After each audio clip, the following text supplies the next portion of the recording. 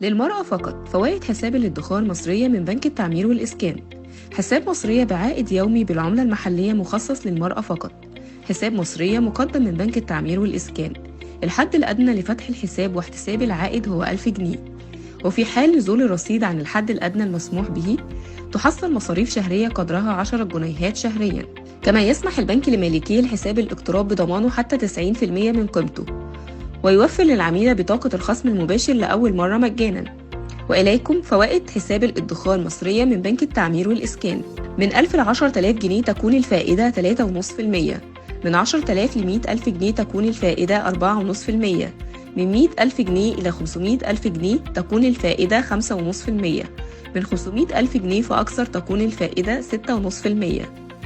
أما عن المستندات المطلوبة فهي بطاقة رقم قومي، مستند تحديد محل إقامة، فاتورة كهرباء، فاتورة مياه، فاتورة تليفون، مستند إثبات جهة عمل.